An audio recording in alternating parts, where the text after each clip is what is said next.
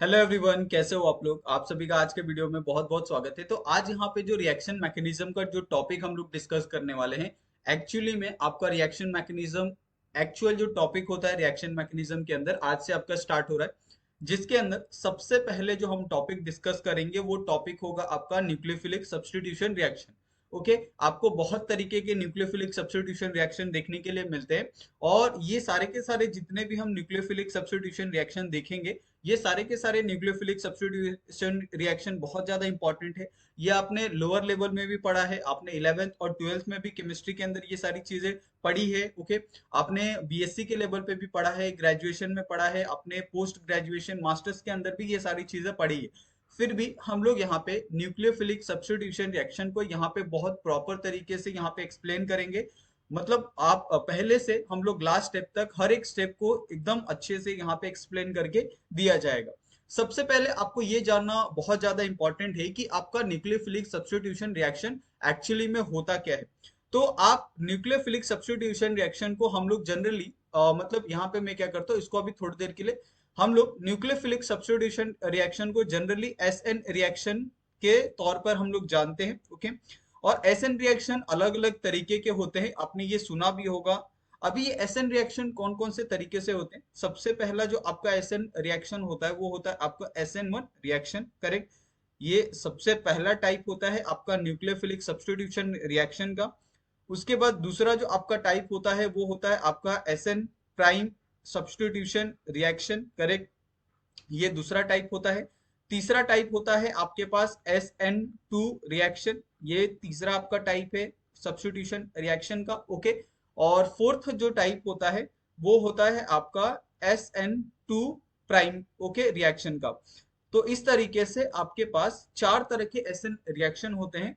अगर आप यहाँ पे चारों तरह के रिएक्शन को अगर आप समझ चुके हो तो आज के वीडियो के अंदर जो हम लोग डिस्कस करेंगे वो हम लोग डिस्कस करने वाले हैं एसएन रिएक्शन के ऊपर, जिसको हम लोग कहते हैं unimolecular nucleophilic substitution reaction. Okay, अभी यहाँ पे मैं आपको बताऊंगा कि इसको यूनिमोलिकुलर न्यूक्लियोफिलिक सब्स्टिट्यूशन रिएक्शन क्यों कहा जाता है। ओके, और इसका नाम कैसे हुआ, ये सारी चीजें हम लोग यहाँ पे डिटेल में देखेंगे। आप सबसे पहले क्या करो, हेडिंग डालो, और ये हेडिंग होगा आपका nucleophilic substitution reaction for SN1। Okay, यहाँ पे हम हेडिंग डालते हैं और ये हेडिंग होगा आपका unimolecular nucleophilic substitution reaction, correct. Unimolecular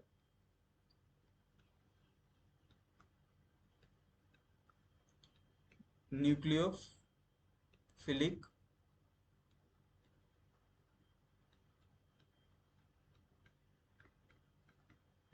substitution reaction. Okay, तो यहाँ पे आपको जो हम लोग सबसे पहला जो डिस्कशन करने वाले हैं वो हमारा डिस्कशन होगा आपका एसएन रिएक्शन के ऊपर। तो यहाँ पे तो आपको पता चल गया कि आज का टॉपिक क्या है। हम यहाँ पे आज का टॉपिक आपको हमने बता दिया है जो है हमारा एसएन रिएक्शन।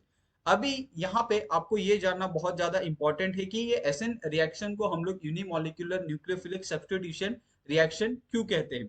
तो अगर आप यहाँ पे SN1 को अगर आप ध्यान से देखो तो इसको हम थोड़ा सा क्या करते हैं, अलग अलग पार्ट में डिवाइड करके इसको हम देखते हैं। यहाँ पे जो आपके पास S है उसका मतलब होता है आपका सब्स्टिट्यूशन रिएक्शन। ओके, इसका मतलब होता है आपका सब्स्टिट्यूशन। और N का मतलब होता है आपके पास न्यूक्लियोफिलिक, ठीक है। मतलब यहाँ पे मैं क्या कर रहा हूँ, ये पूरे SN1 जो आपके पास यहाँ पे SN1 रिएक्शन है वो SN रिएक्शन को हम लोग छोटे छोटे पार्ट में हम डिवाइड करके पढ़ रहे हैं कि आपका SN1 का मतलब क्या होता है। ओके, और यहाँ पे अगर आप 1 देखोगे तो 1 का मतलब होता है आपका यूनिमोलिक्यूलर, करेक्ट। तो हम लोग यहाँ पे यूनिमोलिकुलर जो सब्स्टिट्यूशन न्यूक्लियोफिलिक ये है रिएक्शन है, उसको यहाँ पे हम क्या करने वाले हैं, स्टडी करने वाले हैं। तो यहां तक आपको बहुत प्रॉपर तरीके से ये पता चल गया होगा कि आपका यूनिमोलिकुलर न्यूक्लियोफिलिक सब्स्टिट्यूशन रिएक्शन होता क्या है। तो ये रिएक्शन होता है आपका SN1 रिएक्शन, ओके, जिसको हम SN1 रिएक्शन के नाम से भी जानते हैं, जिसके अंदर S का मतलब होता है आपका सब्स्टिट्यूशन, N का मतलब होता है न्यूक्लियोफिलिक और 1 का मतलब होता है यूनिमोलिकुलर। ओके, तो यहां तक आपको ये सारी चीजें क्लियर हो गई होगी। अगर हम इसका एक जनरल एग्जांपल देखें, जनरल अगर हम इसका फॉर्मूला देखें कि यूनिमोलिकुलर मॉलिक्यूलर जो आपका न्यूक्लियोफिलिक सब्स्टिट्यूशन रिएक्शन है वो एक्चुअली में होता कैसे है और किस तरीके से यहाँ पे रिएक्शन आपको देखने के लिए मिलते हैं। तो यहाँ पे आप लिख सकते हो, यहाँ पे आपका जनरल फॉर्मूला, ओके, या फिर जनरल आप एग्जांपल यहाँ पे आप लिख सकते हो। इसको हम सबसे पहले जनरल फॉर्मूला जनरल एग्जांपल के तौर पर देखेंगे, फिर हम लोग एक एग्जांपल के तौर पर भी हम लोग समझेंगे जो सबसे मोस्ट एग्जांपल आपको देखने के लिए मिलता है, और ये आई थिंक मेरे हिसाब से बहुत कॉमन होता है। ये होता है आपका टर्शरी ब्यूटाइल ब्रोमाइड। ये एग्जांपल हम लोग जनरली पढ़ते हैं और इसी के बारे में हम लोग यहाँ पे SN1 रिएक्शन के अंदर पूरा उसी के ऊपर रिएक्शन देखते हैं, उसी का मैकेनिज्म हम लोग स्टडी करते हैं। यहाँ पे आपके पास एक जनरल जो फॉर्मूला है उसमें आपके पास एक अल्काइल हैलाइड है, करेक्ट। ये अल्काइल हैलाइड में अगर आप कोई एक सॉल्वेंट, अगर आप ये solvent in the presence of solvent या फिर आप nucleophilic in the presence of nucleophilic या सॉल्वेंट, अगर आप रिएक्शन करवाते हो किसी भी अल्काइल हैलाइड का, तो इसमें क्या होता है कि आपका जो यहाँ से जो एक्स ग्रुप है वो क्या करता है, एज अ लिविंग ग्रुप आपका क्या हो जाता है, बाहर निकल जाता है, करेक्ट। और यहाँ से एज अ लिविंग ग्रुप बाहर निकलने के बाद जो आपके पास अल्काइल ग्रुप है उससे क्या हो जाता है, यहाँ पे न्यूक्लियोफाइल का यहाँ पे आपको एडिशन देखने के लिए मिलता है। और साथ में यहाँ पे जो आपके पास एक्स ग्रुप है एक्स माइनस, वो एज अ लिविंग ग्रुप क्या हो जाता है, बाहर निकल जाता है, ओके। और यहाँ पे आपके पास आर बॉन्ड और एन यू, इसका क्या होता है, फॉर्मेशन देखने के लिए मिलता है। और इसी को हम लोग क्या कहते हैं, यहाँ पे एज अ प्रोडक्ट कहते हैं, जो आपका क्या होता है, एक यूनिमोलिकुलर और न्यूक्लियोफिलिक सब्स्टिट्यूशन रिएक्शन में आपको देखने के लिए मिलता है, जिसमें आपका एक लिविंग ग्रुप निकलता है और वहां पे उस लिविंग ग्रुप की जगह न्यूक्लियोफाइल क्या होता है, आके अटैच होता है। और वो पूरे प्रोसेस को ही हम लोग यहाँ पे nucleophilic substitution reaction for unimolecular कहा जाता है, ओके। यहाँ पे अगर आप इसको थोड़ा सा देखो तो ये क्या होता है, आपका अल्काइल हैलाइड होता है। यहाँ पे ये सारी चीजें आप क्यों लिख के रखोगे, क्योंकि कभी कभी कैसा होता है कि जब आप रिवाइज करते हो ना तो आपके दिमाग में ये सारी चीजें आपको याद रहती है कि हमने कौन सा एग्जाम्पल लिया था, किस एग्जाम्पल के थ्रू हमने ये सारी चीजें समझाई थी, किस एग्जाम्पल के थ्रू हमने ये सारी चीजें समझी थी। तो ये थोड़ा सा आपके लिए क्या होता है, इजी होता है, ओके। और यहाँ पे आपके पास आर और न्यूक्लियोफिलिक जो आपको मिला है ये क्या है, आपके पास प्रोडक्ट है, करेक्ट। और ये आपके पास जो एक्स माइनस है वो क्या है, एज अ लिविंग ग्रुप क्या हो रहा है, बाहर निकल रहा है। अभी इसका अगर आप मैकेनिज्म अगर आप थोड़ा सा स्टडी करते हो कि इसका मैकेनिज्म किस तरीके से होता है पूरा ओवरऑल, ओके, तो इसमें भी बहुत कमाल का एक मैकेनिज्म होता है, बहुत सिंपल मैकेनिज्म होता है SN1 का, ओके। और SN2 में अगर आप देख जाओगे ना तो SN2 का तो और सिंपल होता है, सिंगल स्टेप में ही आपको पूरा मैकेनिज्म वहां पे आपको देखने के लिए मिलता है। लेकिन वो हम लोग नेक्स्ट वीडियो में हम उसके बारे में चर्चा करेंगे, उसके बारे में हम डिस्कशन करेंगे। अभी यहाँ पे इसका अगर आप मैकेनिज्म यहाँ पे अगर आप ध्यान से देखो तो इसका मैकेनिज्म सिंपल क्यों है, यहाँ पे मैं आपको रीजन बताता हूँ। जैसे सपोज हमने क्या किया था, ये स्टेप 1 लिया था, ओके। हम स्टेप स्टेप स्टेप वाइज ये सारी चीजों को हम समझेंगे। जैसे सपोज अगर हम स्टेप 1 में हमारे पास क्या है, अल्काइल हैलाइड, हमने यहाँ पे क्या लिया था, एक अल्काइल हैलाइड लिया था, करेक्ट। और इस अल्काइल हैलाइड में हमने क्या किया था, एक मतलब इस पूरे रिएक्शन को हमने क्या किया था, कैरी आउट किया था, ओके, कैरी फॉरवर्ड किया था, जिसके अंदर हमारा क्या हो रहा था कि ये जो आपका एक्स ग्रुप था वो क्या कर रहा था, लिविंग ग्रुप की तरफ परफॉर्म कर रहा था यहाँ पे आपके पास, ओके। हमें इतनी जानकारी थी, हमें पूरी जानकारी नहीं थी कि किस तरीके से ये रिएक्शन हो रहा था, ओके। ये हमें यहाँ तक ये सारी चीजों के बारे में पता था। अब इसके अंदर जब ये X group as a living group बाहर जाता है तो यहाँ पे एक इंटरमीडिएट फॉर्म होता है, जिसमें आप इस तरह से इंटरमीडिएट को आप दिखा सकते हो, ओके। और ये आपका क्या है, एक इंटरमीडिएट कह लो आप, क्या ट्रांजिशन स्टेट कह लो। ये एक तरह से आपका एक ट्रांजिशन स्टेट का फॉर्मेशन होता है, जिसको हमने क्या किया, ट्रांजिशन स्टेट 1 नाम दिया है। अभी यहाँ पे ये कैरी फॉरवर्ड होके आगे जाके ये क्या करता है, फॉर्मेशन करता है आपका आर प्लस का, ओके। और यहाँ पे ये क्या करता है, एक्स माइनस को ये लिविंग ग्रुप की तरफ बाहर निकाल देता है। ये आपका क्या था, सबसे पहला स्टेप था जिसके अंदर आपका आर प्लस और एक्स माइनस का क्या हो रहा था, फॉर्मेशन हो रहा था। उसी के बाद हम जब नेक्स्ट स्टेप पे जाते हैं, ओके, तो जो ये आपका जो स्टेप 2 है, उस स्टेप 2 के अंदर क्या हो रहा था कि आपके पास यहाँ पे जो R प्लस था, ओके, ये R प्लस के अंदर हमने क्या किया, यहाँ पे न्यूक्लियोफिलिक क्या किया, एडिशन किया, ओके। हमने न्यूक्लियोफाइल के साथ इसका रिएक्शन किया, जो आपके पास R प्लस हमें प्रोडक्ट के अंदर मिला था फर्स्ट स्टेप के अंदर, ओके। ये बहुत सिंपल हो गया। अभी जब हमने क्या किया, यहाँ पे न्यूक्लियोफाइल का एडिशन करवाया, तो ये न्यूक्लियोफाइल के एडिशन के टाइम पे हमें क्या मिला, यहाँ पे R प्लस, और यहाँ पे क्या हो रहा है, ये एक प्रोसेस हो रहा है जिसके अंदर न्यूक्लियोफाइल का क्या हो रहा है, यहाँ पे आपका अटैचमेंट आपको देखने के लिए मिल रहा है, यानी बॉन्ड फॉर्मेशन आपको इस तरीके से देखने के लिए मिलता है। और ये इस प्रोसेस को हम लोग क्या कहते हैं, ट्रांजिशन स्टेट नंबर 2 कहते हैं। ओके, और यहाँ पे जो एक फाइनल प्रोडक्ट मिलता है, वो फाइनल प्रोडक्ट क्या होता है आपके पास, आर न्यूक्लियोफाइल। तो इस तरीके से आपके पास दो स्टेप में आपका एक जो एसएन रिएक्शन होता है, SN1 रिएक्शन, उसका जो मैकेनिज्म है वो आपको यहाँ पे समझ में आ गया कि किस तरीके से आपके पास एक अल्काइल हैलाइड से आपका एक प्रोडक्ट यहाँ पे आपको देखने के लिए मिल रहा है। अभी यहाँ पे कुछ चीजें जानने की बहुत ज्यादा इंपॉर्टेंट है। जैसे फर्स्ट स्टेप में अगर आप देखोगे कि जब ये ब्रेक होता है ना, लिविंग ग्रुप जब निकलता है, तो जब क्या होता है कि बॉन्ड का जब ब्रेकिंग होता है ना यहाँ पे अल्काइल और आपके हैलाइड के अंदर, तो ये पूरा जो प्रोसेस होता है ये बहुत स्लो होता है। ओके, और इसी को हम लोग कहते हैं रेट डिटरमाइनिंग स्टेप भी हम लोग क्या कहते हैं, इसको कहते हैं। लेकिन जब आपका एक R प्लस, यानी जब आपके पास एक अल्काइल ग्रुप है और उसके अंदर जब आपका एडिशन होता है न्यूक्लियोफिलिक का, तो वो बहुत फास्ट आपको देखने के लिए मिलता है, यानी बहुत फास्ट क्या करता है, वो प्रोडक्ट का फॉर्मेशन आपको करते हुए देखने के लिए मिलता है। इसका हम क्या करेंगे, एक जो एनर्जी डायग्राम है वो भी हम प्रिपेयर करेंगे कि आपको ये ग्राफ में बहुत अच्छे से दिखेगा कि आपके पास एक अल्काइल हैलाइड है, ओके, जो क्या है आपके पास रिएक्टेंट है, और रिएक्टेंट से जब आप प्रोडक्ट का फॉर्मेशन कर रहे हो, तो उस पूरे प्रोसीजर में जब पूरा एक जो स्टेप होता है, वो पूरे स्टेप में किस तरीके से आपको एनर्जी डायग्राम में आपको ये सारी चीजें होते हुए देखने के लिए मिलेगी। तो ये आपका एक जनरल क्या था, आपके पास रिएक्शन था, जिस जनरल रिएक्शन में किस तरीके से आपने एक अल्काइल हैलाइड से यहाँ पे आपके पास एक अल्काइल न्यूक्लियोफिलिक सब्स्टिट्यूशन रिएक्शन यहाँ पे आपको बनते हुए देखने के लिए मिला है। अगर हम ये पूरे रिएक्शन मैकेनिज्म को अगर हम किसी एक एग्जांपल के थ्रू समझे, तो बहुत क्लियर तरीके से ये हमें समझ में आ जाएगा। तो हम क्या करते हैं, यहाँ पे हम ये एक एग्जांपल लेते हैं और इस एग्जांपल के थ्रू हम ये सारी चीजों को बहुत अच्छे से समझते हैं। यहाँ पे हमारे पास एक एग्जांपल है जिसको हम लोग क्या कहते हैं, tertiary tertiary butyl bromide. Okay, ये हमारे पास क्या है, एक एग्जांपल है टर्शरी ब्यूटाइल ब्रोमाइड का, जिसमें क्या होता है, यहाँ पे एक टर्शरी ब्यूटाइल ब्रोमाइड होता है, जहां पे अगर आप देखोगे कि टर्शरी ब्यूटाइल ब्रोमाइड का जो स्ट्रक्चर होता है वो कुछ इस तरीके से आपको देखने के लिए मिलता है। यहाँ पे आपके पास CH3, यहाँ पे आपके पास ये CH3, और यहाँ पे आपके पास एक जो ब्रोमीन ग्रुप है Br, वो क्या होता है, अटैच होता है। अभी इसके अंदर अगर एक सेकेंड, ये थोड़ा सा लाइन टेढ़ा होगा, अगर इसके अंदर आप क्या करते हो, न्यूक्लियोफिलिक सब्स्टिट्यूशन रिएक्शन करते हो फॉर SN1, तो यहां से क्या होता है कि जो आपका Br ग्रुप है वो क्या होता है, डी अटैच हो जाता है, यानी एज अ लिविंग ग्रुप क्या होता है, बाहर निकल जाता है। ओके, तो यहाँ पे जब एज अ लिविंग ग्रुप ये बाहर निकलता है, तो यहाँ पे जो आपको प्रोडक्ट फॉर्मेशन में देखने के लिए मिलता है वो क्या मिलता है, यहाँ पे आपके पास ये आपके पास CH3 ग्रुप हो गया, करेक्ट।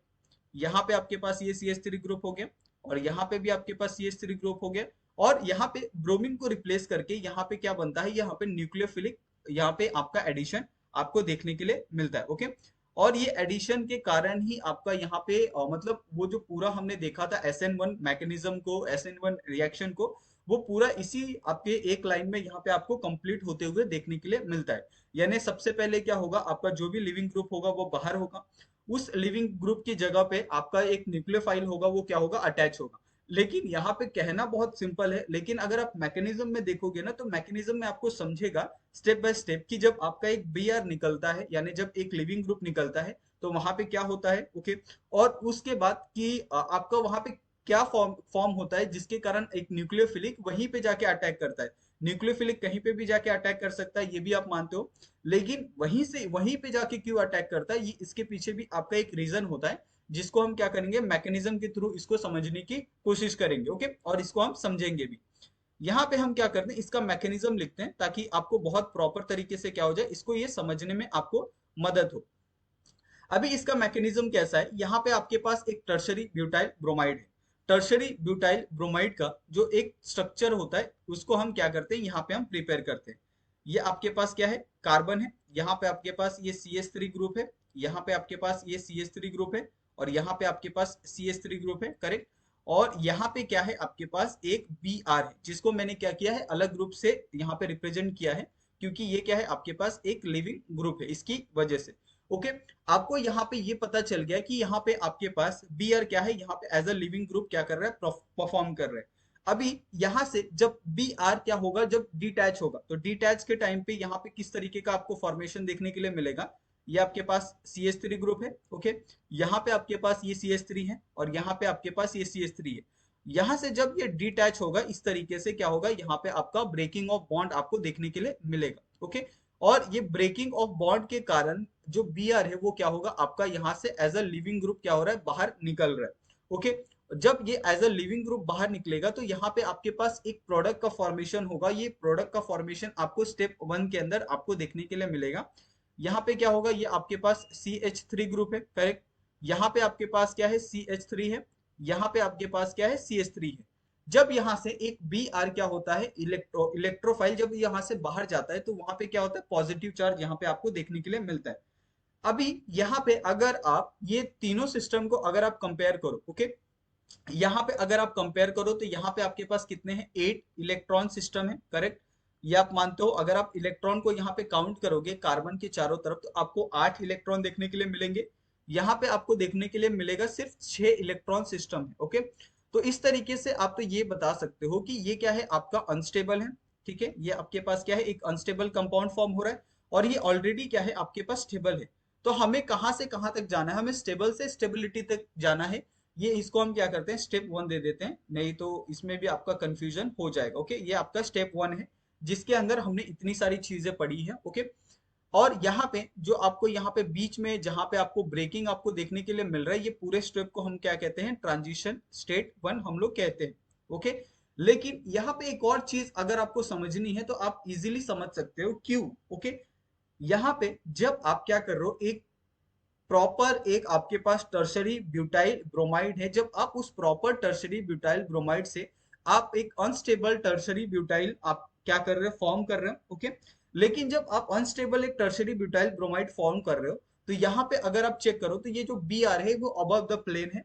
लेकिन जैसे ही आप 6 इलेक्ट्रॉन सिस्टम पे जाते हो वहां पे ये जो पूरा CH3 ग्रुप है ना, तीनों, ये तीनों क्या है आपको एक प्लेन में देखने के लिए मिलते हैं। ये आपको एक पता चल गया कि ये क्या है, आपके पास एक प्लेनर कंपाउंड यहाँ पे आपको देखने के लिए मिल रहा है। अभी जब हम नेक्स्ट स्टेप में बढ़ेंगे तो नेक्स्ट स्टेप में हम क्या करेंगे, 6 इलेक्ट्रॉन सिस्टम को हम लेके जाएंगे एज अ रिएक्टेंट, और उस रिएक्टेंट प्रोडक्ट से हम क्या करेंगे, एक 8 इलेक्ट्रॉन सिस्टम का हम फॉर्मेशन करेंगे, जो क्या होगा, एक स्टेबल सिस्टम होगा। ओके, तो यहाँ पे आप क्या करो, यहाँ पे आप डालो स्टेप 2। ओके, ये आपका क्या होगा, स्टेप 2 होगा, जो दूसरा आपका प्रोसीजर होगा, जिसके अंदर हमने क्या किया है, यहाँ पे हमारे पास एक 6 इलेक्ट्रॉन सिस्टम जो हमने फॉर्म किया था। यहाँ पे आपके पास ये CH3 ग्रुप था। ओके, यहाँ पे आपके पास एक CH3 ग्रुप था, और यहाँ पे आपके पास एक CH3 ग्रुप था, और यहाँ पे आपके पास पॉजिटिव चार्ज था। ओके, अभी इसके अंदर हमने क्या किया है, रिएक्शन करवाया है न्यूक्लियोफाइल का। ओके, यानी न्यूक्लियोफाइल का जब हमने इसके अंदर रिएक्शन करवाया है तो न्यूक्लियोफाइल क्या करेगा, एक पॉजिटिव चार्ज के ऊपर अटैक करेगा।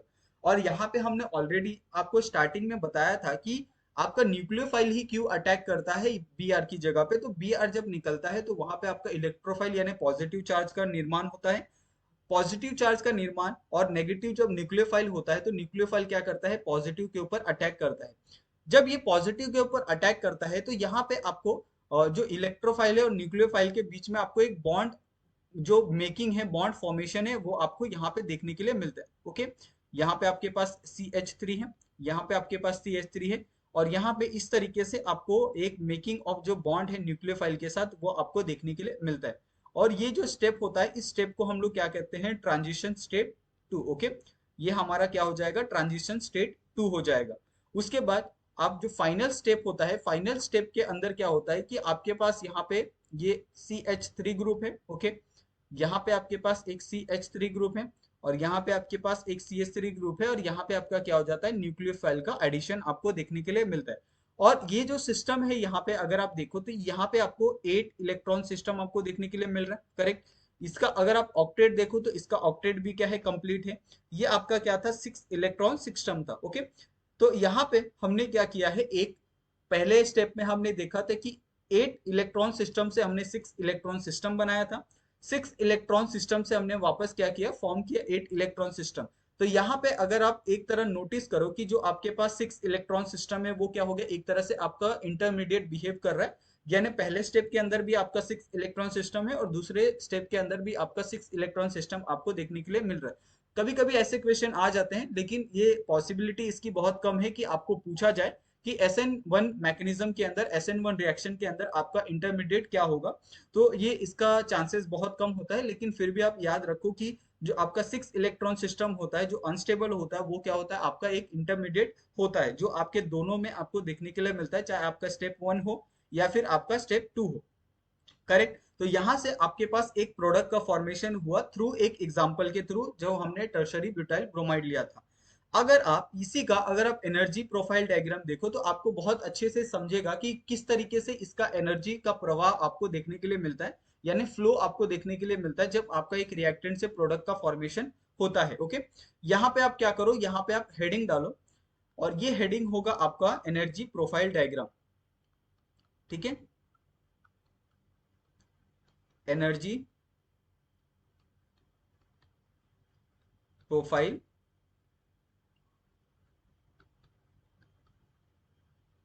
डायग्राम। ओके, अभी एनर्जी प्रोफाइल डायग्राम को अगर आप थोड़ा सा समझो कि इसमें क्या क्या चीजें इंपॉर्टेंट है। ओके, और इसमें ये मैं बार बार क्यों कह रहा हूँ कि एनर्जी प्रोफाइल डायग्राम से आपको ये सारी चीजें, सारा जो कॉन्सेप्ट है वो बहुत क्लियर हो जाएगा। तो आप यहाँ पे देखोगे तो आपको ये खुद समझ में आ जाएगा कि मैं ऐसा क्यों कह रहा था। ओके, यहाँ पे हम क्या करते हैं, सबसे पहले एक ग्राफ यहाँ पे प्रिपेयर करते हैं, और ये ग्राफ के थ्रू ही आपको ये सारी चीजें बहुत अच्छे से समझेगी, नहीं तो आपको ये क्लियर नहीं होगा। ओके, हम यहाँ पे एक ग्राफ यहाँ पे सबसे पहले प्रिपेयर करते हैं। उस ग्राफ को प्रिपेयर करने के लिए हमारे पास जो मैकेनिज्म था, उस मैकेनिज्म पे थोड़ा सा ध्यान देना बहुत ज्यादा इंपॉर्टेंट है। सबसे पहले हमने क्या लिया था, एक रिएक्टेंट लिया था। करेक्ट। तो हम क्या करेंगे, सबसे पहले एक रिएक्टेंट यहाँ पे हम लिखेंगे, जो था हमारा टर्शरी ब्यूटाइल ब्रोमाइड, यानी ये CH3 था। ओके, यहाँ पे आपके पास एक CH3 था, यहाँ पे आपके पास एक CH3 था, और यहाँ पे आपके पास Br था। करेक्ट। यहाँ पे हमारा एक टर्शरी ब्यूटाइल ब्रोमाइड से हमारे पास क्या हो रहा था, एक टर्शरी ब्यूटाइल न्यूक्लियोफिलिक का क्या हो रहा था हमारे पास, मतलब प्रोडक्ट का हमारे पास फॉर्मेशन हो रहा था। ओके, तो ये आपके पास क्या हो गया, एक फाइनल प्रोडक्ट हो गया, जो होगा आपका न्यूक्लियोफाइल। करेक्ट। उसके बीच में आपके पास दो स्टेप थे। ओके, दोनों स्टेप में आपके पास मतलब एक में अगर आप ट्रांजिशन स्टेट 1 देखो, वो आपका फॉर्म हुआ था पहले स्टेप के अंदर, और दूसरे में आपका ट्रांजिशन स्टेट 2 था, वो आपका फॉर्म हुआ था। अगर आप जैसे ही यहाँ से रिएक्टेंट से आप क्या करते हो, यहाँ पे आप पहला स्टेप जाते हो, तो आपके पास जो फॉर्म होता है वो क्या फॉर्म होता है, यहाँ पे वो फॉर्म होता है आपके पास ट्रांजिशन स्टेप 1। इस ट्रांजिशन स्टेप 1 के अंदर क्या होता है कि जो आपका Br का ब्रेकिंग है, वो आपको यहाँ पे देखने के लिए मिलता है इस तरीके से। करेक्ट। उसके बाद आप Br के ब्रेकिंग के बाद आपको एक इंटरमीडिएट देखने के लिए मिलता है, और इंटरमीडिएट कुछ इस तरीके का होता है। यहाँ पे आपके पास ये CH3 होता है, यहाँ पे आपके पास एक CH3 होता है, और यहाँ पे आपके पास एक CH3, और यहाँ पे आपका पॉजिटिव चार्ज। ओके, उसके बाद सेकंड स्टेप के अंदर अगर आप देखोगे तो यहाँ पे आपका एक और इंटरमीडिएट का फॉर्मेशन होता है, जो इस तरीके से होता है। ये आपका CH3 हो गया, यहाँ पे आपका ये CH3 हो गया, यहाँ पे आपका ये CH3 हो गया, और यहाँ पे आपका जो एडिशन होता है वो न्यूक्लियोफिलिक का एडिशन आपको देखने के लिए मिलता है इन सेकेंड स्टेप। अगर आप इसका यहाँ पे, अगर आप ग्राफ यहाँ पे प्रिपेयर करो, तो कुछ ग्राफ इसका इस तरीके से आपको देखने के लिए मिलेगा। यहाँ से जैसे ही आप क्या करते हो, रिएक्टेंट से निकलते हो, आप रिएक्टेंट से कहाँ पे जाते हो, ट्रांजिशन स्टेट 1 पे जाते हो। उस ट्रांजिशन स्टेप 1 के बाद आप कहाँ जाते हो, यहाँ पे आप जाते हो इंटरमीडिएट के पास, और इंटरमीडिएट से आपका क्या होता है, यहाँ पे आप ट्रांजिशन स्टेप 2 पे जाते हो, और उसके बाद आप कहाँ जाते हो, यहाँ पे आपका प्रोडक्ट का फॉर्मेशन आपको देखने के लिए मिलता है। अभी एक चीज अगर आप नोटिस करो तो आपको बहुत क्लियर तरीके से समझेगा। हमने वहां पे कुछ चीजें मेंशन की थी। क्या चीजें मेंशन की थी, थोड़ा सा आप यहाँ पे देखोगे तो जनरल रिएक्शन में आपको देखने के लिए मिलेगा। पहला स्टेप क्या था आपका, स्लो था। ओके, दूसरा स्टेप था आपका फास्ट था। अभी ये फास्ट और स्लो का क्या यहाँ पे फंडा है, उसको हम समझते हैं। अगर आप यहाँ पे ये पूरा एनर्जी प्रोफाइल डायग्राम देखो। ओके, जब आप क्या कर रहे हो, यहाँ पे आपके पास एक रिएक्टेंट है। ओके, ये आपके पास क्या है, प्रोडक्ट है। करेक्ट। जब आप क्या कर रहे हो, यहाँ पे ट्रांजिशन स्टेप 1 की तरफ जा रहे हो। ओके, तब ये जब ब्रेकिंग ऑफ बॉन्ड होता है ना, ये पूरा का पूरा जो प्रोसीजर होता है बहुत स्लो होता है। ओके, आप ब्रेकिंग ऑफ बॉन्ड से अगर आप देखो कि यहाँ पे जब आप यहाँ पे आते हो, यहाँ पे आपके इंटरमीडिएट के ऊपर, यानी एक प्रोडक्ट के ऊपर आते हो, तब इस पूरे प्रोसीजर को हम लोग क्या कहते हैं, एक स्लो प्रोसीजर कहते हैं। यानी आपका ये क्या हो रहा है, बहुत धीरे धीरे हो रहा है। लेकिन जैसे ही आप देखो यहाँ पे, आप जैसे ही एक क्या कर रहे हो, यहाँ पे प्रोडक्ट का फॉर्मेशन कर रहे हो स्टेप 1 के अंदर, लेकिन उस प्रोडक्ट का आप क्या करो, स्टेप 2 के अंदर जब आप जैसे ही लेके जाते हो, और वहां पे जैसे ही आपका न्यूक्लियोफिलिक का एडिशन होता है, तुरंत आपका क्या होता है, यहाँ पे आपका प्रोडक्ट का फॉर्मेशन होता है। तो ये जो आपका ट्रांजिशन स्टेप 2 है, ओके, यहाँ से जो आपका प्रोडक्ट का फॉर्मेशन हो रहा है वो बहुत क्या हो रहा है, तेजी से हो रहा है, फास्ट हो रहा है। और ये आप ग्राफ की मदद से समझ भी सकते हो। और जब आप इसका एक्चुअल ग्राफ देखोगे ना SN1 का, जब मैं ये चाहता हूं कि आप क्या करो, गूगल करो, आप कहीं पे भी देखो, ओके, वहां पे आपको SN1 का एनर्जी प्रोफाइल डायग्राम आपको देखने के लिए मिलेगा। उसके अंदर आपको प्रॉपर तरीके से ये दिखाया होगा कि आपका ट्रांजिशन स्टेट 2 से जब आपका प्रोडक्ट का फॉर्मेशन होता है वो कितना शार्प आपको एक ग्राफ देखने के लिए मिलता है। तो ये सारी चीजें आपको वहां पे बहुत क्लियर तरीके से समझ में आ जाएगी। और उस तरीके से आपको ये पता चल जाएगा कि आपका SN1 जो एक रिएक्शन होता है, ओके, जिसको हम लोग यूनिमोलिकुलर न्यूक्लियोफिलिक सब्स्टिट्यूशन रिएक्शन बोलते हैं, उसके अंदर आपका पूरा जो प्रोसीजर होता है विथ मैकेनिज्म आप किस तरीके से करते हो, ओके, ये सारी जानकारी आपको तुरंत वहां से उस ग्राफ को देख के ही आपको पता चल जाएगी। ओके, तो ये आपका SN1 रिएक्शन मैकेनिज्म, ये आपका एक एग्जांपल था। अभी यहाँ पे आप क्या कर सकते हो, बहुत सारी चीजों को आप देख सकते हो SN1 रिएक्शन के अंदर। अब ये बहुत सारी चीजें क्या है, जैसे अगर मैं कहूं कि आप इसकी स्टेबिलिटी को आप डिसाइड करो, ओके, तो इसकी स्टेबिलिटी आप कैसे डिसाइड करोगे, ये आपके पास एक पहला पॉइंट है। अगर मैं कहूं इसकी एनर्जी आप डिसाइड करो, ओके, तो आप एनर्जी इसकी कैसे डिसाइड करोगे, क्योंकि अगर आप ये ग्राफ को देखोगे तो ये ग्राफ कैसा होता है आपका एनर्जी, ये एनर्जी का ग्राफ होता है, ओके, जहां पे आपको एनर्जी आपकी कैसे होती है, जैसे जैसे बढ़ती है वो आपको वहां पे ग्राफ में आपको देखने के लिए मिलता है। तो आपको क्या करना है, कंपेयर करना है विथ ग्राफ कि आपके स्टेबिलिटी क्या होगा और उसकी एनर्जी क्या होगी। तो बहुत इजीली आप क्या कर सकते हो, इसको कंपेयर कर सकते हो। तो आपके पास जो प्रोडक्ट होता है ना उसकी स्टेबिलिटी सबसे ज्यादा होती है, ओके, उसके बाद आपका रिएक्टेंट होता है उसकी स्टेबिलिटी, देन उसके बाद आता है आपका इंटरमीडिएट, करेक्ट, उसके बाद आता है आपका ट्रांजिशन स्टेट नंबर 2, ओके, उसके बाद आता है आपका ट्रांजिशन स्टेट नंबर 1।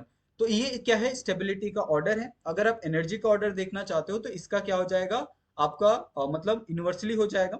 तो यहाँ पे सबसे पहले आएगा ट्रांजिशन स्टेट 1 आ जाएगा, ओके, उसके बाद आ जाएगा आपका ट्रांजिशन स्टेट 2 आ जाएगा एनर्जी डायग्राम के अंदर, उसके बाद आपका इंटरमीडिएट आ जाएगा, उसके बाद आपका रिएक्टेंट आ जाएगा, देन उसके बाद आपका प्रोडक्ट आ जाएगा, ओके। तो ये आपका एनर्जी और आपका जो स्टेबिलिटी का ऑर्डर है वो आप क्या करो यहाँ पे याद करके रखो, क्योंकि ये आपको हर जगह काम आएगा। आप कोई भी अगर आप क्वेश्चन को सॉल्व करते हो तो आपको इसमें बहुत ज्यादा हेल्प होगी कि आपका एनर्जी का और स्टेबिलिटी का ऑर्डर किस तरीके से डिसाइड होता है, ओके। आपका पहले प्रोडक्ट आएगा, रिएक्टेंट आएगा, इंटरमीडिएट आएगा, ट्रांजिशन स्टेट 2 आएगा, यानी ट्रांजिशन स्टेट 2 किसका होगा, आपका स्टेप 2 का होगा, और ट्रांजिशन स्टेट 1 आएगा जो आपका स्टेप 1 का होगा। उसी तरीके से आपको एनर्जी में भी ये पूरा जो एक मतलब स्टेबिलिटी और एनर्जी आप कह सकते हो कि एक दूसरे के क्या है, इनवर्सली प्रोपोर्शनल है, ओके। तो ये यहाँ तक आई थिंक मेरे हिसाब से आपको बहुत क्लियर तरीके से ये सारी चीजें समझ में आ गई होंगी, ओके। नेक्स्ट यहाँ पे आप एक और पॉइंट लिख सकते हो जो है आपका rate of reaction. Rate of reaction भी आप इसके ऊपर डिसाइड कर सकते हो। तो यहाँ पे हम क्या करते हैं, सबसे पहले हेडिंग डालते हैं जो होगा आपका रेट ऑफ रिएक्शन। अब ये रेट ऑफ रिएक्शन को आप कैसे समझ सकते हो, तो आप इसको बहुत क्लियर तरीके से आप समझ सकते हो। जो आपका रेट होता है ना वो डायरेक्टली प्रोपोर्शनल होता है आपके सबस्ट्रेट के, ओके। आपका सबस्ट्रेट क्या होगा, एक तरह से आपका रिएक्टेंट हो गया। तो इस चीज को आप क्या करो, समझ के रखो कि सबस्ट्रेट का मतलब होता है आपका रिएक्टेंट, ओके। रेट होता है वो क्या होता है, डायरेक्टली प्रोपोर्शनल, और यानी एक तरह से आप ये भी कह सकते हो इज इक्वल टू, ये डायरेक्टली क्या होता है आपका सबस्ट्रेट का इक्वल होता है। ये यहाँ पे हमने क्या किया है, इसको मतलब कांस्टेंट फॉर्म में इसको हमने लिखा है।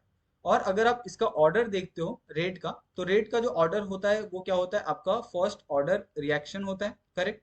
और अगर आप इसकी मतलब मॉलिक्यूलरिटी देखते हो तो ऑफ कोर्स ये क्या है आपका यूनिमॉलिक्यूलर है, ठीक है, मॉलिक्यूलरिटी। तो ये क्या है आपका, ये है यूनिमॉलिक्यूलर, ओके, यूनिमॉलिक्यूलर। तो इस तरीके से मतलब बहुत सिंपल है ये सारी चीजें, बस आपको क्या करना है, ध्यान देके आपको ये सारी चीजें समझनी है। आप एक बार में ही ये सारी चीजों को आप क्या करोगे, समझ के ले लोगे, ओके। तो यहाँ पे आपको ये पता चल गया कि आपके पास रेट ऑफ रिएक्शन किस तरीके से आपको देखना है। जो रेट होता है वो डायरेक्टली प्रोपोर्शनल होता है आपके सब्ट्रैक्ट के, जिसमें उसका ऑर्डर होता है फर्स्ट ऑर्डर रिएक्शन, उसका मॉलिक्यूलरिटी होता है यूनिमॉलिक्यूलर, ओके। तो ये आपको बहुत इजीली समझ में आ जाएगा, ठीक है। अभी यहाँ पे अगर आपको इसका स्टीरियो केमिस्ट्री चेक करना हो SN1 का, तो आप उसको भी चेक कर सकते हो, ओके। और ये कैसे चेक करोगे, तो यहाँ पे आप देखो, मैं आपको बताता हूँ कि किस तरीके से आपको इसका स्टीरियो केमिस्ट्री भी बहुत अच्छे से समझ में आ जाएगा। यहाँ पे हम क्या करते हैं, एक छोटा सा हेडिंग डालते हैं, stereo chemistry of, stereo chemistry of SN1 product. Okay, तो अगर आपके पास कोई SN1 प्रोडक्ट है, अगर मैंने उसको कहा कि आप उसकी स्टीरियोकेमिस्ट्री चेक करो, तो आप कैसे करोगे? स्टीरियोकेमिस्ट्री का मतलब होता है कि आपको कॉन्फ़िगरेशन चेक करना है। आई थिंक मेरे हिसाब से आपको ये क्लियर हो गया। अभी यहाँ पे जैसे आपके पास क्या है, यहाँ पे आपके पास एक रिएक्टेंट है। ये रिएक्टेंट में आपके पास जो लिविंग ग्रुप है वो क्या है, आपके पास अबव द ग्रुप है, करेक्ट। और बिलो द ग्रुप क्या है, आपके पास यहाँ पे हाइड्रोजन है। ये क्या है, आपके पास दो ग्रुप है, आपका एक इथाइल है और दूसरा आपके पास मिथाइल है, ये इन द प्लेन है। अभी यहां से आपके पास एक प्रोडक्ट का फॉर्मेशन हो रहा है। ये प्रोडक्ट का फॉर्मेशन कुछ इस तरीके से हो रहा है। आपके पास ये हाइड्रोजन है, करेक्ट, यहाँ पे आपके पास इथाइल है और यहाँ पे आपके पास मिथाइल है। यहाँ से जब आपका एक लिविंग ग्रुप क्या होता है, बाहर निकल जाता है, तो आपको इस तरीके का एक क्या होता है, प्रोडक्ट आपको फॉर्म होते हुए देखने के लिए मिलता है। ओके, और ये जो पूरा का पूरा जो प्रोडक्ट होता है वो एक तरह से आपको कैसा प्लेनार आपको देखने के लिए मिलता है आफ्टर रिमूविंग द जो आपका एक लिविंग ग्रुप होता है। जब आपका निकल जाता है तो आपको एक प्लेनार यहाँ पे आपको मतलब कॉन्फिग एक तरह से प्लेनार आपको प्रोडक्ट यहाँ पे देखने के लिए मिलता है। ओके, लेकिन इसके अंदर भी आपको प्लेनार के अंदर भी दो तरह के आपको न्यूक्लियोफिलिक सब्स्टिट्यूशन आपको देखने के लिए मिलते हैं। यानी आप क्या कर सकते हो, अबव से भी कर सकते हो और बिलो से भी आप क्या कर सकते हो, यहाँ पे आप न्यूक्लियोफिलिक का एडिशन आप कर सकते हो, क्योंकि वहां पे आपका क्या हो रहा है, पॉजिटिव चार्ज का क्रिएशन आपको देखने के लिए मिल रहा है आफ्टर रिमूविंग द आपका लिविंग ग्रुप। ओके, तो इस ये दोनों तरीके आपके कैसे हैं, तो ये दोनों तरीकों को हम क्या करते हैं, थोड़ा सा समझते हैं और इसके बारे में हम क्या करते हैं, थोड़ी चर्चा करते हैं कि आपको यहाँ पे किस तरीके के आपको यहाँ पे प्लैनेरिटी और प्लेनार कंपाउंड में अगर आप देखोगे किस तरीके का अटैक आपको यहाँ पे देखने के लिए मिलता है। तो जो सबसे पहला जो अटैक होता है वो होता है अटैक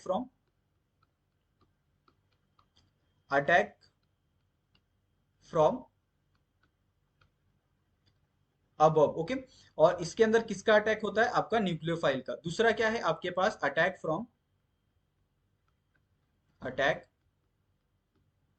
फ्रॉम बिलो। ओके, और इसके अंदर आपका किस कैसे अटैक होता है, न्यूक्लियोफाइल का होता है लेकिन बिलो होता है।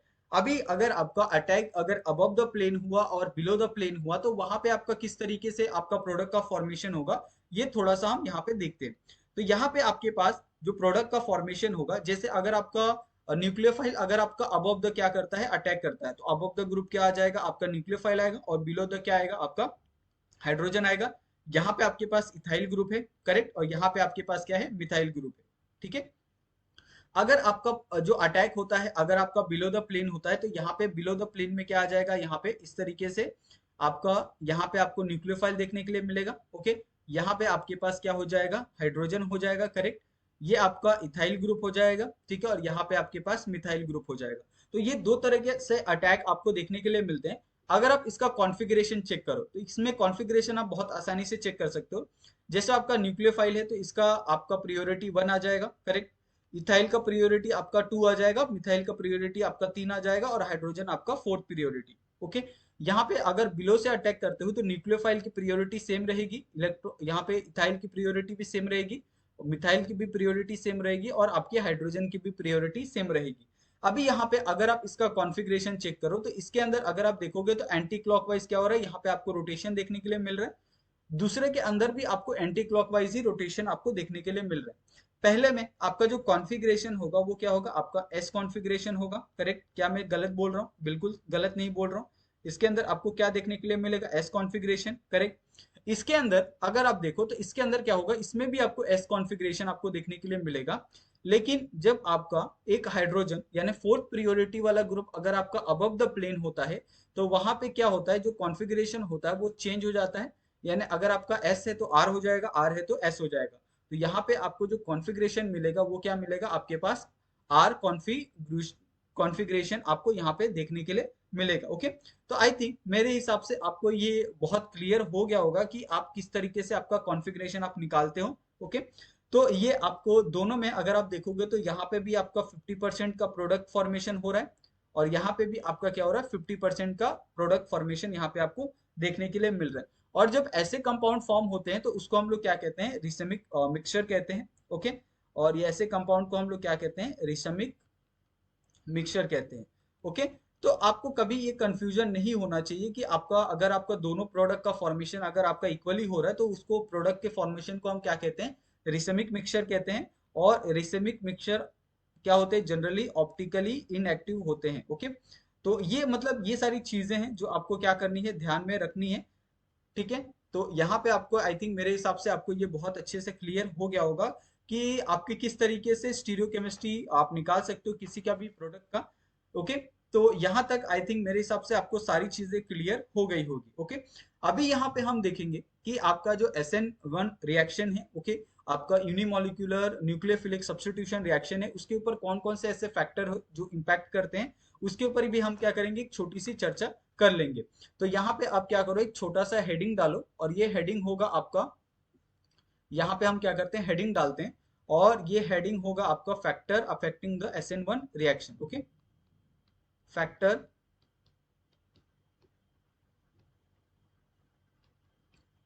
अफेक्टिंग रेट ऑफ SN1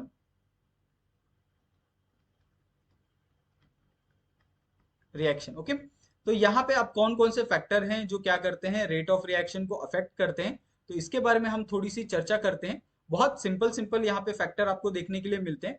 तो यहाँ पे कौन कौन से फैक्टर हैं वो हम थोड़ा सा एक मतलब विस्तार में हम समझते हैं, बहुत एक डिटेल में समझते हैं।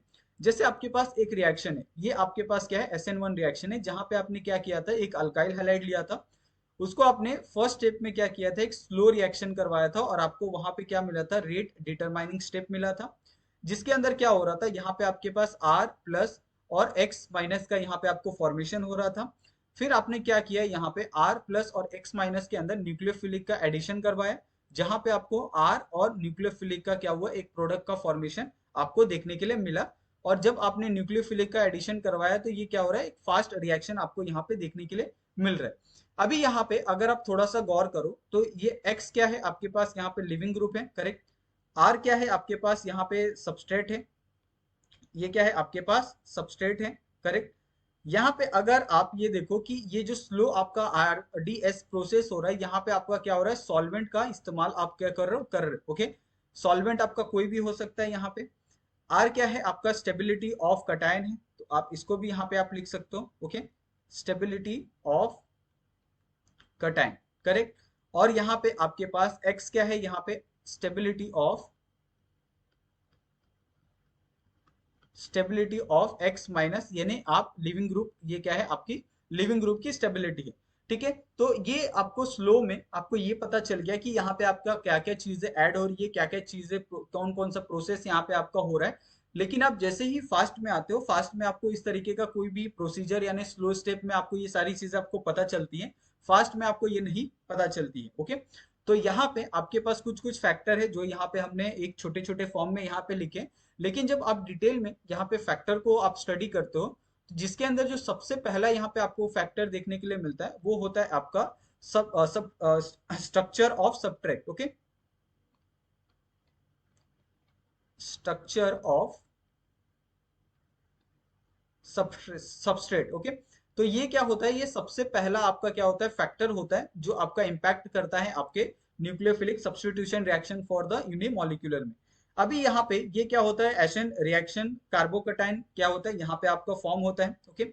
यानी आप यहाँ पे ये कह सकते हो कि यहाँ पे आपका इन SN1 reaction कार्बोकटाइन will form. Okay. यानी पहले स्टेप में क्या होता है, आपको कार्बो कटायन का क्या होता है, यहाँ पे फॉर्मेशन आपको देखने के लिए मिलता है। ओके। ये आपका क्या है, पहला फैक्टर है। अभी यहाँ पे कार्बोकटायन का जो एक ये होता है, यहाँ पे आपको फॉर्मेशन देखने के लिए मिलता है। ये कार्बोकटायन के फॉर्मेशन के अंदर आपको कुछ और चीजें भी याद रखनी है कि इसके अंदर अगर आप रेट देखते हो, जो आपका इसका रेट ऑफ रिएक्शन होता है, ओके, इसका जो रेट ऑफ रिएक्शन होता है वो क्या होता है, डायरेक्टली प्रोपोर्शनल होता है किसको, ये स्टेबिलिटी ऑफ कार्बोकटायन को क्या होता है, डायरेक्टली प्रोपोर्शनल होता है। क्योंकि आपने देखा था कि यहाँ पे क्या हो रहा है, आपका कार्बोकटायन का फॉर्मेशन हो रहा है। ओके। तो जब आप इसका यहाँ पे ये निकालोगे, आप इसका रेट ऑफ रिएक्शन निकालोगे, तो यहाँ पे अगर आपका स्टेबिलिटी ऑफ कार्बोकटायन जैसे जैसे बढ़ता है, वैसे वैसे क्या होता है, आपका रेट ऑफ रिएक्शन बढ़ते चले जाता है। ओके। जिसके अंदर जो आपका टर्शरी होता है उसका यहाँ पे स्टेबिलिटी सबसे ज्यादा होता है, उसके बाद सेकेंडरी का, देन उसके बाद आपका प्राइमरी का। तो ये आपको क्या करना है, ध्यान में रखना है, टर्सरी, सेकेंडरी और प्राइमरी में अगर आपको कभी पूछ लिया जाए कि आप स्टेबिलिटी ऑफ कार्बोकैटायन बताओ, तो सबसे ज्यादा जो स्टेबिलिटी होगी कार्बोकैटायन की वो किसकी होगी? आपकी टर्सरी की होगी। रेट ऑफ रिएक्शन आपका किसका सबसे ज्यादा होगा? आपका टर्सरी का होगा। इसमें हम कुछ एग्जाम्पल भी अगर हम देखें, तो यहाँ पे मैं कुछ एग्जाम्पल भी हम क्या करते हैं यहाँ पे चेक करते हैं। जैसे आपके पास एग्जाम्पल है, ओके, इस तरीके से ये आपके पास क्या है, बी आर ग्रुप अटैच है, ओके। सेकंड वाले में आपके पास क्या है, यहाँ पे बी आर अटैच है। थर्ड वाले में आपके पास यहाँ पे बी आर अटैच है, ओके। और फोर्थ वाले में आपके पास मिथाइल के साथ क्या है, बी आर अटैच है। अगर मैं यहाँ पे अगर आपको कहूँ कि इसकी स्टेबिलिटी आप डिसाइड करो, तो इसकी स्टेबिलिटी आप कैसे डिसाइड करोगे? सबसे पहले आपका टर्सरी कौन सा होगा? आपका ये वाला, ये हो गया। ये आपके पास सेकेंडरी होगा, ये आपके पास प्राइमरी होगा, और ये क्या है, आपके पास न्यूट्रल है। तो यहाँ पे आपका ये सबसे लीस्ट क्या होगा, आपका स्टेबल होगा, ओके। उसी तरीके से अगर आप यहाँ पे एक और एग्जांपल देखो, तो उसमें भी आप क्या कर सकते हो, बता सकते हो कि यहाँ पे आपके पास की स्टेबिलिटी क्या होगी, करेक्ट। ये क्या है, मैं कुछ एग्जांपल आपके पास देता हूँ, ताकि आप एग्जांपल देख के ही आप क्या करो, इसको आप बहुत क्लियर तरीके से यहाँ पे आप समझ सको, ओके। ये आपके पास पहला हो गया, यहाँ पे आपके पास ये दूसरा हो गया, करेक्ट। यहाँ पे आपका क्लोरीन ग्रुप हो गया, और ये आपके पास तीसरा हो गया। तो ये आपके पास क्या है, यहाँ पे तीन आपके पास एग्जाम्पल है, और तीनों एग्जाम्पल में आपको ये सिर्फ कंपेयर करना है कि किसकी स्टेबिलिटी सबसे ज्यादा होगी। तो ऑफ कोर्स जो टर्सरी होगा उसकी ज्यादा होगी, ये आपकी सेकेंडरी, और ये आपका प्राइमरी हो गया, ओके। तो इस तरीके से आपको ये पता चल गया है जो आपका स्ट्रक्चर ऑफ सब्सट्रेट है वो किस तरीके से आपका रेट ऑफ रिएक्शन को, स्टेबिलिटी ऑफ कार्बोकैटायन को रिप्रेजेंट करता है, ओके। तो ये आपका सबसे पहला वाला यहाँ पे ये था, फैक्टर था। अभी हम दूसरे फैक्टर की तरफ चलते हैं, जो है आपका concentration and reactivity of nucleophile, okay. तो इसका हम हेडिंग डालते हैं, कॉन्सेंट्रेशन एंड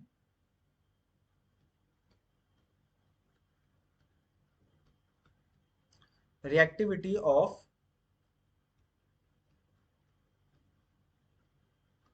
न्यूक्लियोफाइल, ओके। अभी इसका ये जो सेकंड फैक्टर है वो किस तरीके से इंपैक्ट करता है आपके SN1 मैकेनिज्म को। यहाँ पे अगर आप देखोगे तो इसके तीन चार पॉइंट है जिसको आपको लिखना बहुत ज्यादा इंपॉर्टेंट है। तो सबसे पहले मैं क्या करता हूँ, ये पॉइंट आपको लिख के देता हूँ, फिर आपको डायरेक्टली इसके बारे में यहाँ पे बता देता हूँ। तो सबसे पहला पॉइंट इस तरीके से है,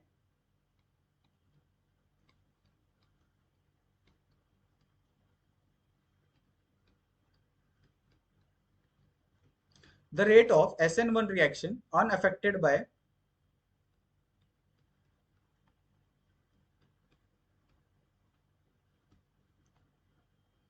concentration and nature of nucleophile, okay. ये आपका पहला पॉइंट हो गया। अगर आप दूसरा पॉइंट देखो तो दूसरा पॉइंट आपका क्या है, generally weak and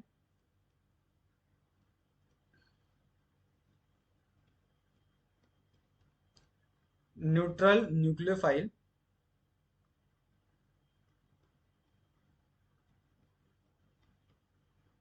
favour SN1 reaction, okay. अभी ये दोनों पॉइंट आपको यहाँ पे जो लिखे हैं कि कॉन्सेंट्रेशन और जो रिएक्टिविटी होता है न्यूक्लियोफिलिसिटी के लिए, वो किस तरीके से यहाँ पे आपको मतलब वो किस तरीके से आप वो सारी चीजों को देखते हो, फैक्टर को। तो यहाँ पे जब भी आप रेट ऑफ SN1 रिएक्शन को अगर आप देखोगे तो वो क्या होता है, आपका अनअफेक्टेड होता है कॉन्सेंट्रेशन और नेचर ऑफ न्यूक्लियोफिली का। तो आपका वहां पे किसी भी न्यूक्लियोफिलिसिटी मतलब न्यूक्लियोफाइल रिएक्शन के अंदर जो आपका कॉन्सेंट्रेशन होता है या फिर उसका जो नेचर होता है, उसका कोई भी इंपैक्ट आपको रेट ऑफ रिएक्शन के ऊपर देखने के लिए नहीं मिलता है। दूसरा आपको पॉइंट ये लिख के दिया है कि जब आप वीक और न्यूट्रल, आप न्यूक्लियोफाइल क्या करता है, हमेशा फेवर करता है आपके SN1 मैकेनिज्म को, SN1 रिएक्शन को। अभी यहाँ पे जैसे आपके पास एक रिएक्शन है, ये रिएक्शन है आपके पास ROH का, ओके। ये क्या करता है, यहाँ पे SN1 मैकेनिज्म को, SN1 रिएक्शन को क्या करता है, फेवर करता है, करेक्ट। दूसरा आपके पास एग्जांपल है RO- का, ये क्या करता है, SN2 को क्या करता है, फेवर करता है, ओके। तो ये कुछ चीजें हैं जिसको आपको क्या करना है, बहुत अच्छे से समझ के लेना है, जो ऑलरेडी हमने क्या किया है, पॉइंट में लिख के रखा है आपको, और बहुत अच्छे से क्लियर तरीके से आपको ये सारी चीजें समझ में आ जाएगी, ओके। उसके बाद जो तीसरा पॉइंट है यहाँ पे, जो तीसरा फैक्टर है यहाँ पे, तीसरा फैक्टर है आपका इफेक्ट ऑफ सॉल्वेंट, ठीक है, इफेक्ट ऑफ सॉल्वेंट। ये इफेक्ट ऑफ सॉल्वेंट भी आपको क्या करता है, इम्पैक्ट करता है आपके SN1 रिएक्शन को, कि किस तरीके से यहाँ पे ये इम्पैक्ट करता है वो थोड़ा सा अगर हम देखें तो यहाँ पे एक पॉइंट आप सबसे पहले लिखो कि generally polar protic solvent, polar protic solvent increases rate of SN reaction, okay, rate of SN1 reaction, okay. अभी ये जो पोलार प्रोटिक जो सॉल्वेंट होते हैं वो रेट ऑफ रिएक्शन को किस तरह से इंक्रीज करते हैं इसके बारे में हम चर्चा करेंगे, ओके। और नेक्स्ट है यहाँ पे जो पोलार प्रोटिक सॉल्वेंट होते हैं, ओके, पोलार प्रोटिक सॉल्वेंट,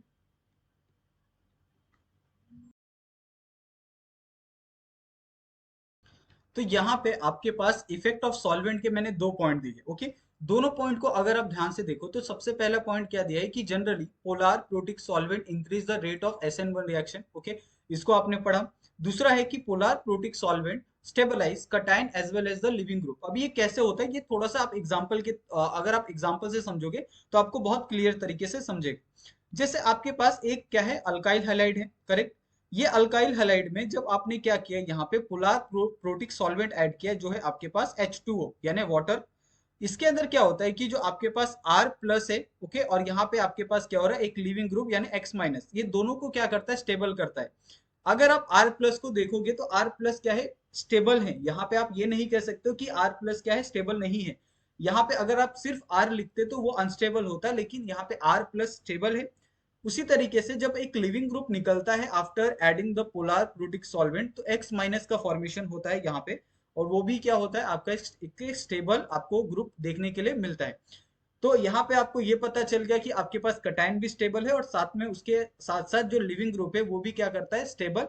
यहाँ पे आपको फॉर्मेशन आपको देखने के लिए मिलता है after adding the polar protic solvent in, और आपके पास SN1 रिएक्शन के अंदर। अभी ये कैसे होता है, ये थोड़ा सा समझो कि ये R प्लस और X माइनस का रोल किस तरीके से होता है, ओके। जैसे आपके पास क्या है, यहाँ पे एक R प्लस है, करेक्ट, यहाँ पे।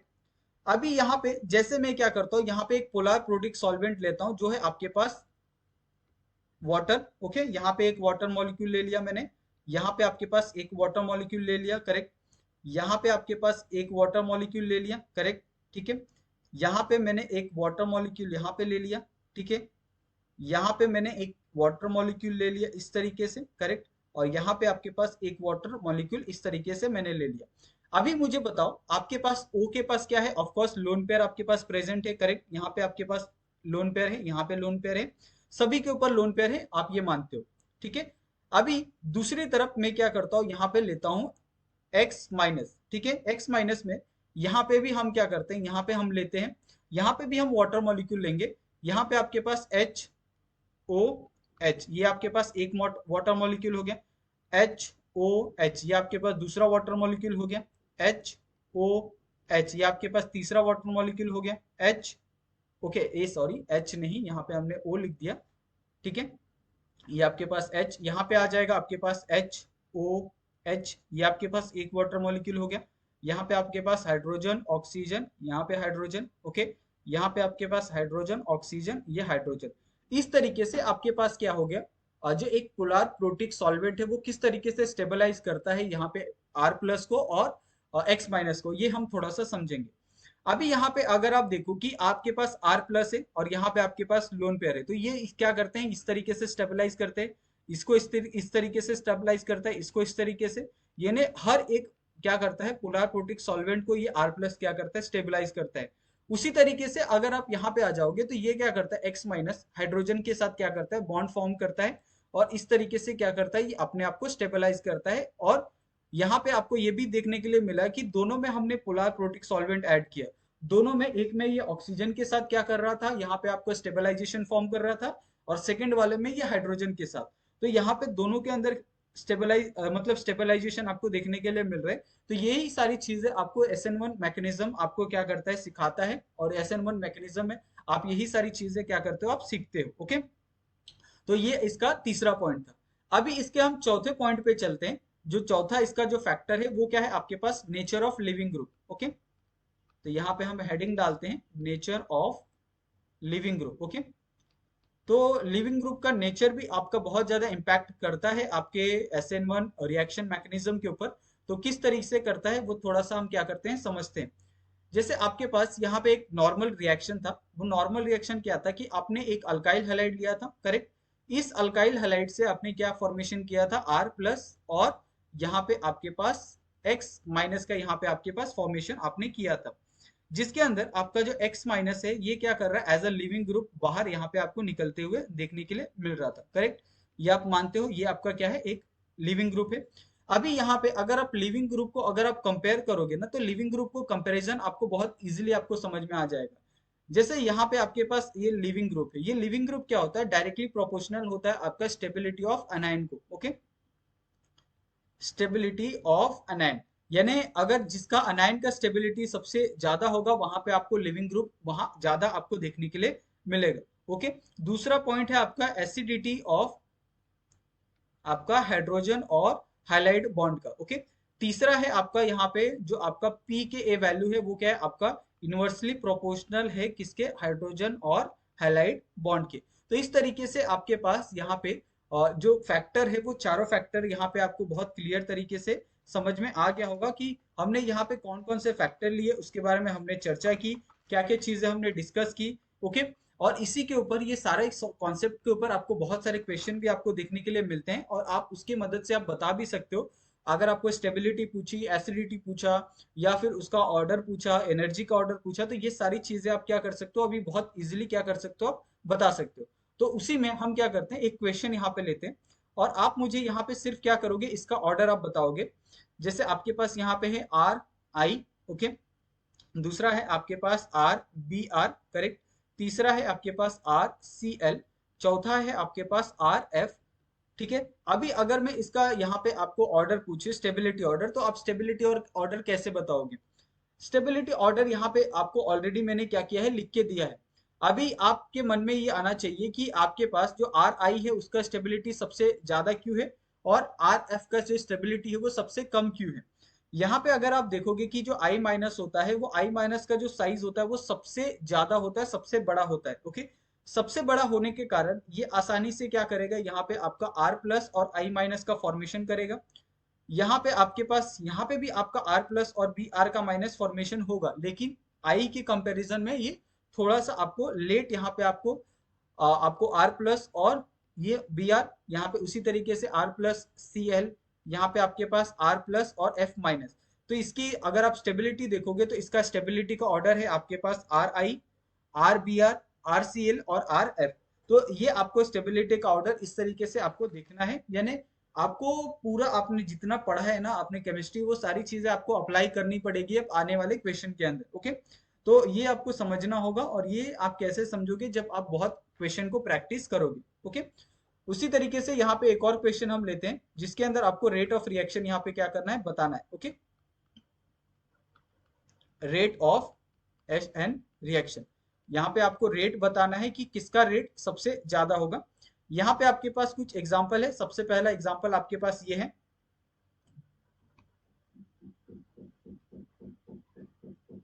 ये आपका A हो गया, ये आपके पास B हो गया। ओके,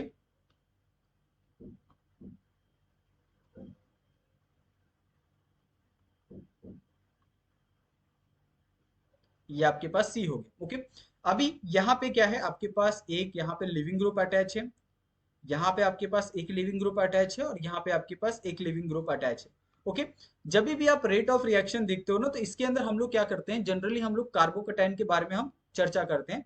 तो आप क्या करोगे, सभी के अंदर आप लिविंग ग्रुप को आप निकाल दो। अगर आप सभी के अंदर लिविंग ग्रुप को निकाल देते हो, उसके बाद आपका जो यहाँ पे आपके पास जो क्वेश्चन है उसमें क्या फॉर्म होगा, इस तरीके से आपके पास क्या था, क्वेश्चन था, यहाँ पे आपका पॉजिटिव चार्ज आ जाएगा, करेक्ट।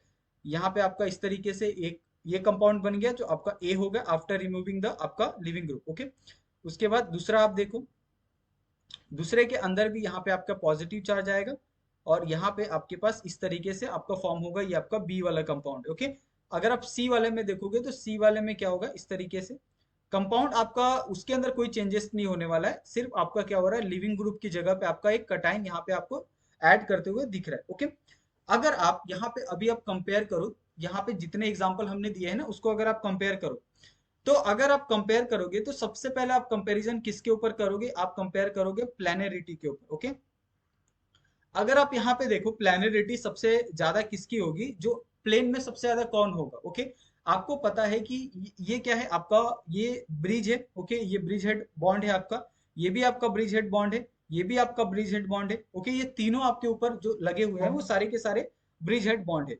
आप जैसे अगर आप देखोगे कि जो आपका कार्बोकटाइन होता है ना, आपकी कार्बोकटाइन की अगर आपकी स्टेबिलिटी है, ओके, कार्बोकटाइन की अगर आपकी स्टेबिलिटी क्या होती है, इंक्रीज होती है। ओके, सपोज, तो क्या होता है कि जो रेट ऑफ रिएक्शन होता है वो रेट ऑफ रिएक्शन भी क्या होता है आपका इंक्रीज होता है, rate of SN1 reaction. Okay, ये भी क्या होता है आपका इंक्रीज होता है।